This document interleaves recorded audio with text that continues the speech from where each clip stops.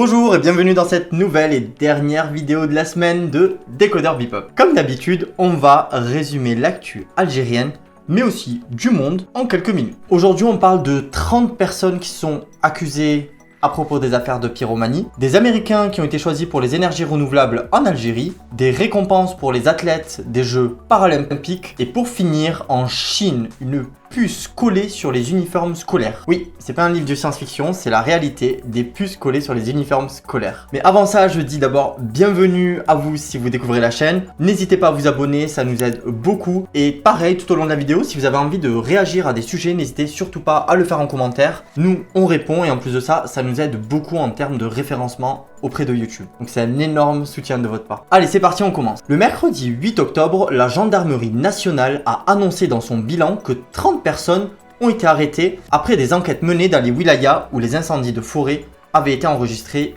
dans le mois d'août. Ces personnes soupçonnées d'avoir provoqué les feux de forêt ont été mises en détention provisoire. Le bilan indique que parmi les personnes arrêtées, on y trouve 7 membres de l'organisation terroriste MAC, qui ont été donc transférés au pôle pénal de Sidi Mohamed à Alger, et 5 autres individus qui ont été mis sous contrôle judiciaire. 4 autres personnes ont été arrêtées après avoir diffusé sur les réseaux sociaux des vidéos portant des fausses informations sur les incendies de forêt. Le même jour, donc le 8 septembre, l'aide financière au profit des familles sinistrées par les feux a débuté dans la wilaya de Tizouzou. Ahmed Belayet, directeur général de la Caisse nationale des logements, la CNL, a annoncé que l'opération avait commencé surtout et en priorité pour les habitations endommagées qui ont été expertisées dans la catégorie verte. Ils auront une aide financière qui s'élève à 700 000 dinars. Donc voilà, c'est un peu les seules news qu'on a sur les incendies, donc l'enquête qui continue. Nous, on revient vers vous dès qu'on en sait plus.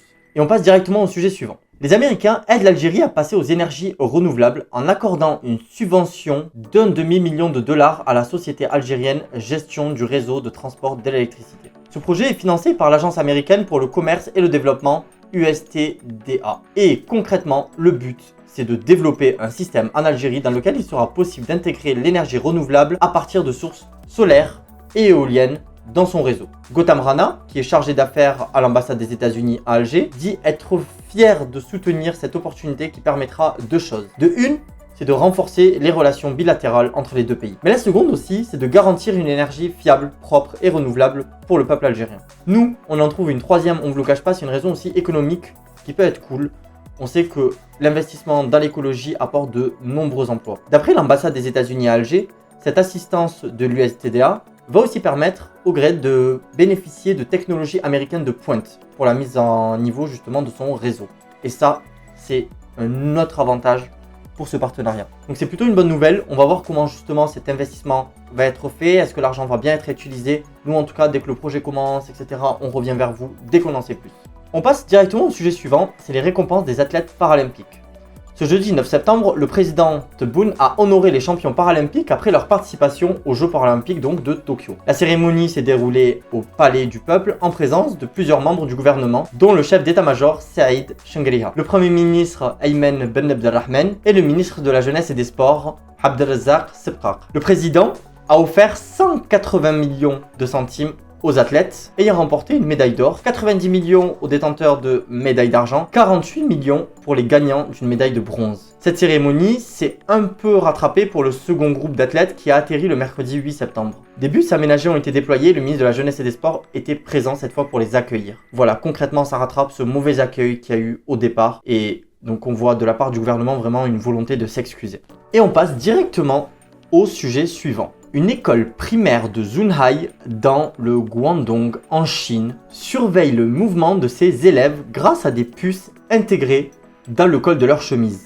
Grâce à cette nouvelle invention, les informations sur la trajectoire des élèves ou le temps qu'ils passent dans telle ou telle zone seront collectées puis transférées sur la plateforme d'information qui sera à la disposition de la direction d'école et des professeurs mais aussi des parents d'élèves. Pour Yan Wengui, le directeur d'école, cette technologie a été créée dans le but de pouvoir résoudre certaines failles de la gestion scolaire. Le journal de la ville Zhuhai Techbao indique que cette puce a une autre fonctionnalité. Elle permet aux parents de communiquer avec leurs enfants via une messagerie. Comme les enfants ne sont pas autorisés à utiliser leur téléphone portable, les uniformes numériques donc leur permettent d'échanger avec leurs parents grâce à des tablettes installées dans les couloirs de l'établissement. Donc si vous êtes comme moi, j'imagine que vous avez très peur de ce genre d'infos parce que bon, on sait qu'en Chine il n'y a pas vraiment de respect des droits de l'homme, dans de nombreux pays ça ne l'est pas non plus. Et ça serait triste qu'une telle technologie soit acceptée dans des pays tels que le nôtre, parce que ça peut fermer beaucoup de choses, fermer la liberté d'expression, mais même carrément de vivre. C'est quelque chose qui peut être très dangereux, donc il peut être aussi intéressant d'un certain point, par exemple si des enfants se font kidnapper ou d'autres raisons. Mais on le sait très bien, il y a aussi de gros dangers à une surveillance comme ça des masses. Et aussi là ce qu'on voit c'est carrément d'habituer en fait les enfants à être surveillés. Donc peut-être qu'ils vont grandir en fait en gardant à cet esprit que un humain qui se fait surveiller avec une puce électronique c'est quelque chose de normal. Donc voilà, et c'est là que peut être le danger. En tout cas, à voir comment ça va se passer dans cette région et nous dès qu'on en sait plus, en tout cas on revient vers vous.